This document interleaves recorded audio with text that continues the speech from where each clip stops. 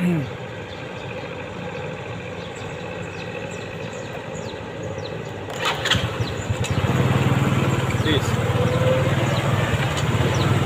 compound jalan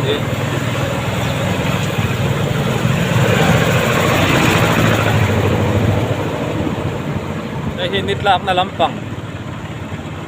thang lampang ge khan ita transformer no in an biak in compound a hianin ti hianin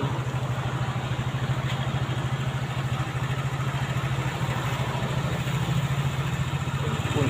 ko lo am to a tahan Christian Fellowship Golden Jubilee le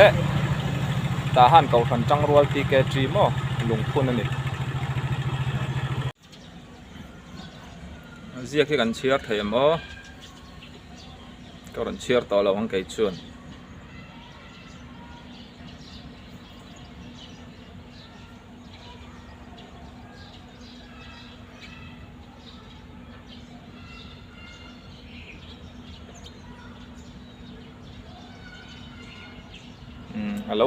alo rei lo đâu ni pon kan lo pau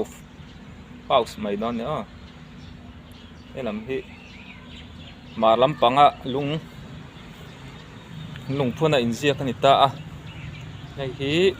chak lampanga inzia kan ni ve thung ani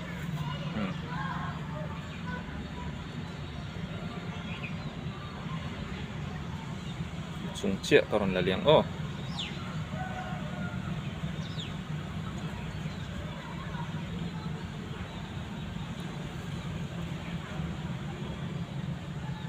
bersokan mutem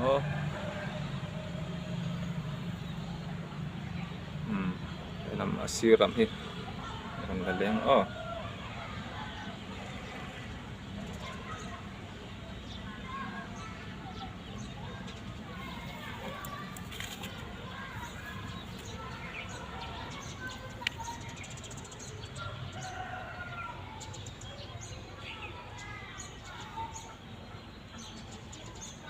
chúng berki còn zoom đâu nghe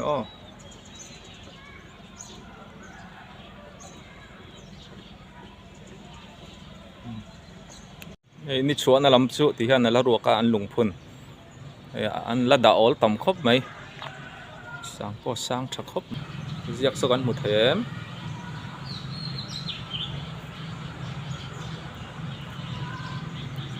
so lama gate om boka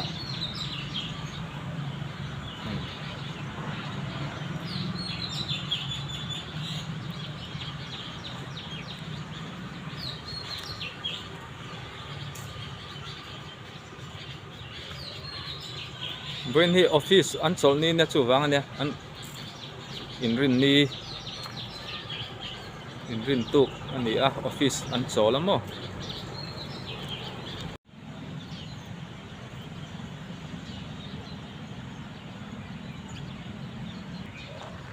so lam po so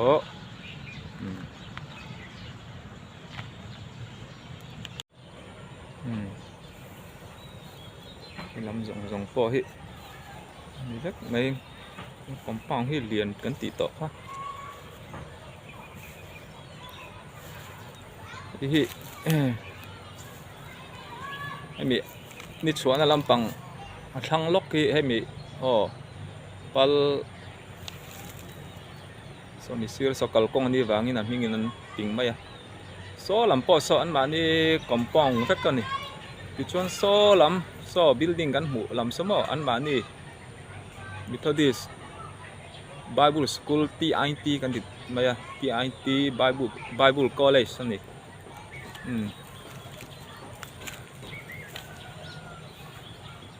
hei bung chi khat ani bung ding na hi arai to ya wing ka sia akum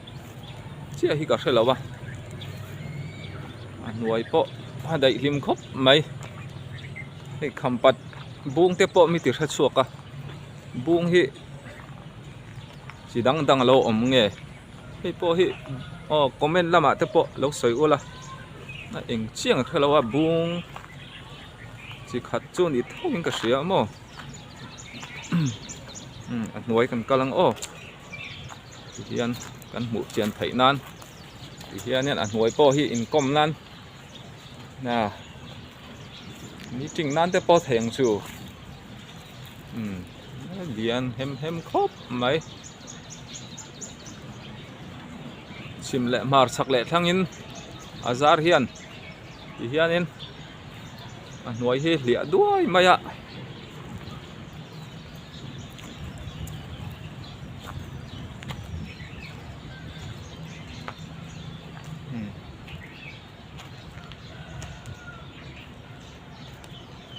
ui hem tak ani he abul po hi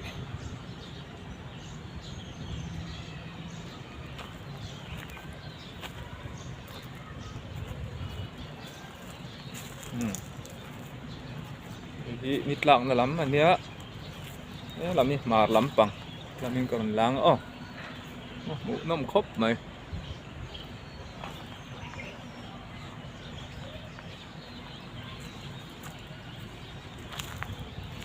thì dễ lắm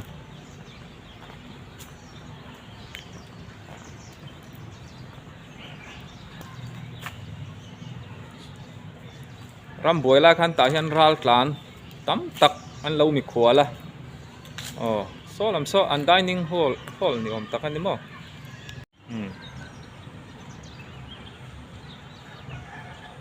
so mi pi alam thleng so la ni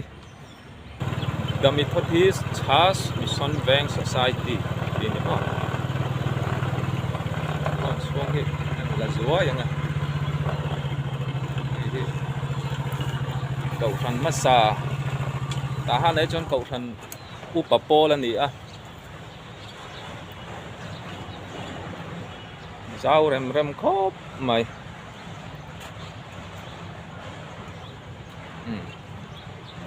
hay hi cô cùng gắn tí mày ạ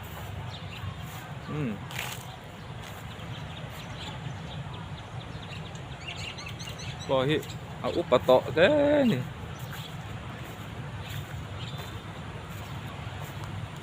nên tập chập char cút bua sậy hun lai khan hay lai tên in chay na te mình lim nuôi hiện bua sậy mo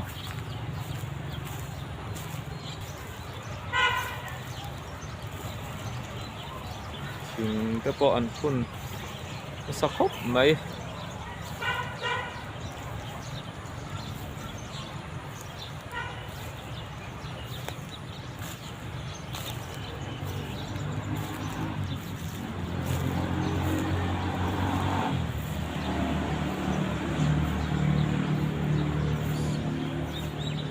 so lai so ăn hol khan itamo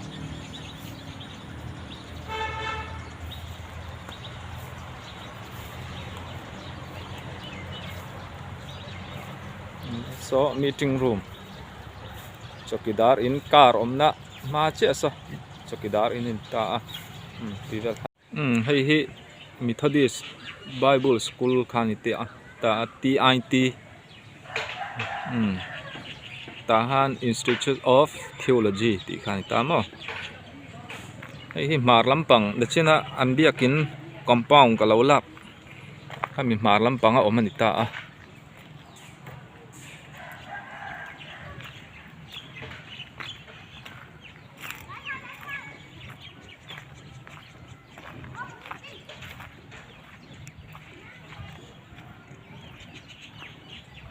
tun tak hi thal school chol lai ani wangin nei zir lai po an om hmel hri lawa tun hi mo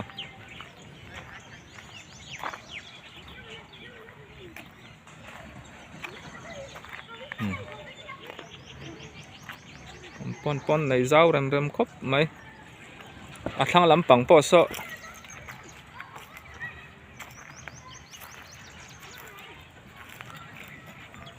mani compound với kanita Wesley na thok đam đôi na thok hậu na nar sầu mo thok tu te staff na hun kanita nung zong ka ron lata làm phai son ni đậu vek ani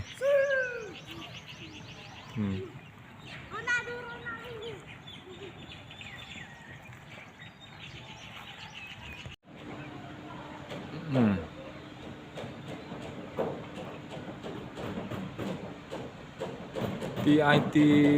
Bible School Bible College ta anh đi hi ta han G group chung à tiếng hiền school anh này á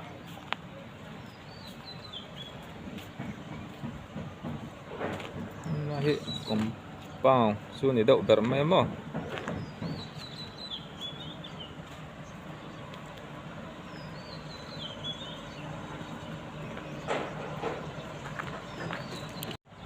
anh school nung lắm bằng khan thì ta mà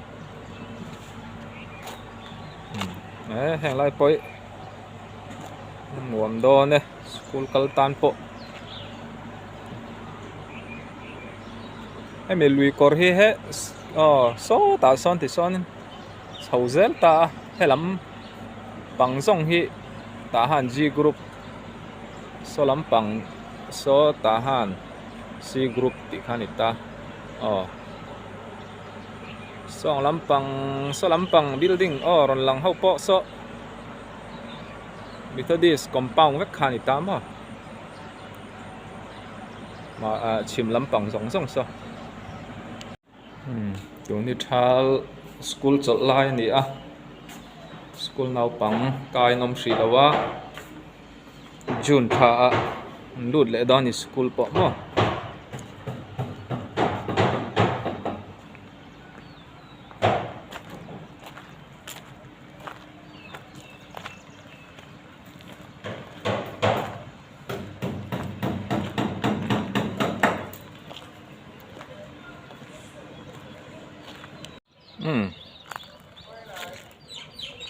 lai mun tây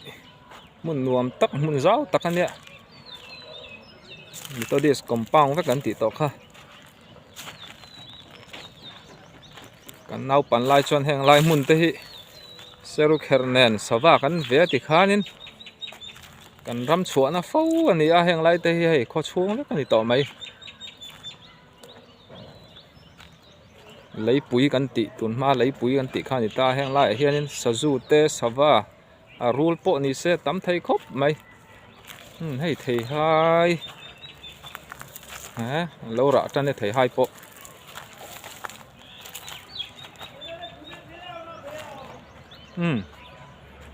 cái building liền deuh mai lai hian lo ding a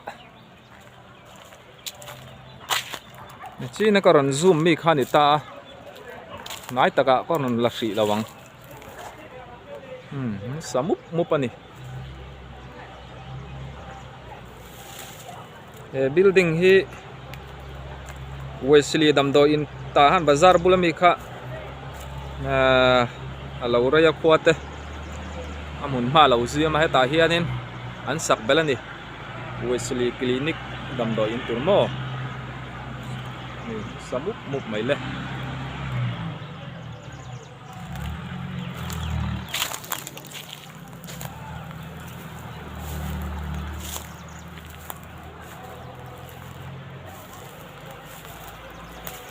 heng lai chu ba phải ngay nè mi mà nó tầm khóc mày lại một lần đầm đồi in liền đéo